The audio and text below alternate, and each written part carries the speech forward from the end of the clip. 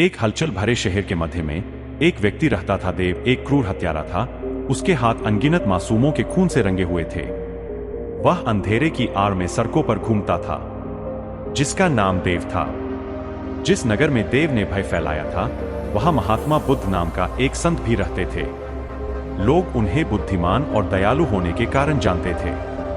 हालांकि देव बुरे काम करने के लिए जाना जाता था, फिर भी बुद्ध की शिक्षाओं की गूंज उसके कानों तक आ पहुंची थी। इससे उनमें और अधिक सीखने की उत्सुकता और दिलचस्पी पैदा हुई। एक रात की बात है, जब देव को महात्मा बुद्ध के आश्रम के शांतिपूर्ण वातावरण की ओर खींचता हुआ चल गया, मानो कोई आकर्षण बल उसे वहां खींच के ले जा रहा हो। वह भयभीत भी था और उत्सुक दोनों भी। वह बिना रुके चुपचाप चलता गया। जैसे ही वह करीब आया, उसने महात्मा बुद्ध को चांदनी रात में शांति से बैठे देखा। उनका चेहरा चंद्रमा के प्रकाश से चमक रहा था। ए वहां कौन है? महात्मा बुद्ध ने आवाज लगाई। ए मैं हूं, देव, हत्यारे ने कबूल किया। उसकी आवाज में एक कंपकंपी थी। ए मैंने आपकी शिक्षाओं के बारे में सुना है और मैं मार्गदर्शन चाहता हूं। बुद्ध ने देव को देखा और महसूस किया कि देव किस आंतरिक द्वंद्व से गुजर रहा था। ए आओ, मेरे पास बैठो। ए उसने जमीन थपथपाते हुए इशारा किया। देव ने झिझकते हुए अपने कदमों को आगे बढ़ाया, पास जाकर जमीन पर बैठ गया।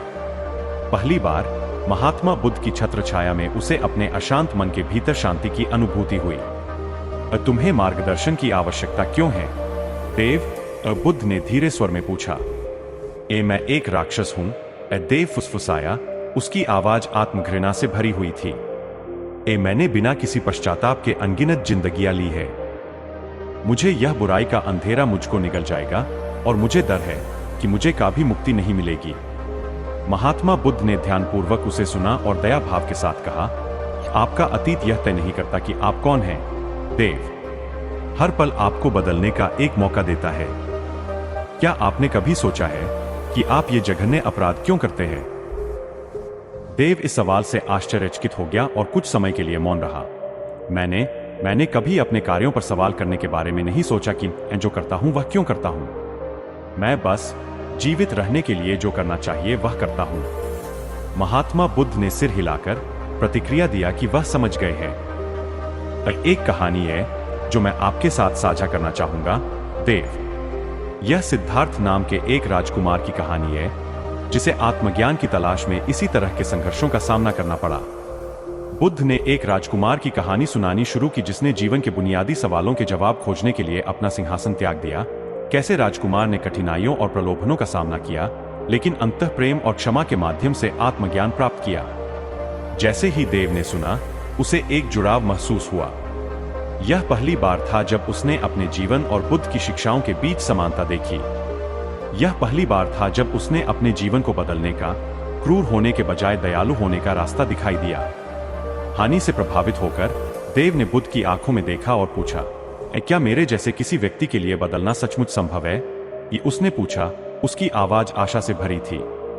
बुद्ध मुस्कुराकर बोले, मुक्ति का मार्ग आसान नहीं है, देव, लेकिन साहस और दृढ़ता के साथ कुछ भी संभव है।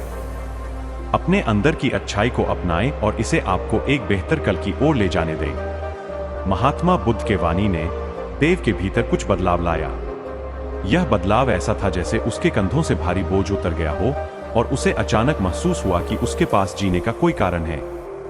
पहली बार उसे आशा की किरण दिखाई दिया, भले ही वह इतने लंबे समय से अंधेरों में खोया हुआ था। और इसलिए देव ने एक नई यात्रा शुरू करने का संकल्प लिया, आत्मखोज, करुणा और मुक्ति की यात्रा। बुद्ध के मार्गदर्शन से उसने अपने पिछले पापों का प्रायश्चित करना शुरू कर दिया, जहां भी संभव हो संशोधन करने की कोशिश की। हालांकि आगे का रास्ता चुनौतियों से भरा था, देव ने अटूट दृढ़ संकल्प से उनका सामना किया। और अंत में उसे न केवल क्षमा मिली बल्कि शांति भी मिली, एक ऐसी शांति जो उसे बहुत लंबे समय से नहीं मिली थी। जैसे ही वह बुद्ध के साथ आत्मज्ञान के मार्ग पर चले, देव को समझ में आया कि सच्चा परिवर्तन भीतर से शुरू होता है। और दयालु होने से उसने सीखा कि वह न केवल खुद को बदल सकता है, बल्कि दुनिया में भी बदलाव ला सकता है। इस कहानी में हम देखते हैं कि कैसे एक व्यक्ति जो कभी क्रूर और हिंसक हुआ करता था, बुद्ध के शब्दों से प्रेरित होकर, उनकी शिक्षाओं में शिक्षित होकर महात्मा बुद्ध के मार्गदर्शन पाकर अपना जीवन बदल सकता है।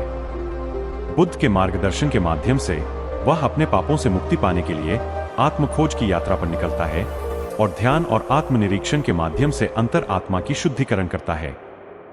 देव की कहानी हमें सिखाती है कि अपने अंदर की इच्छा शक्ति का इस्तेमाल करके हम किसी भी स्थिति में बदलाव ला सकते हैं। चाहे हमारा अतीत कितना भी अंधकार में क्यों न हो, उसमें परिवर्तन लाने की आशा हमेशा बनी रहती है।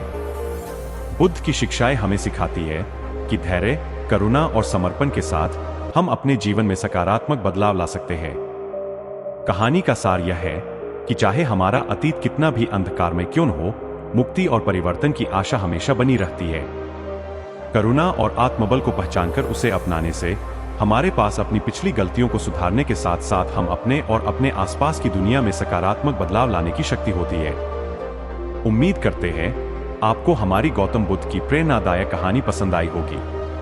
आप हमें ऐसा ही प्यार देते रहे और चैनल को लाइक और सब्सक्राइब करें और दोस्तों को शेयर करें। धन्यवाद।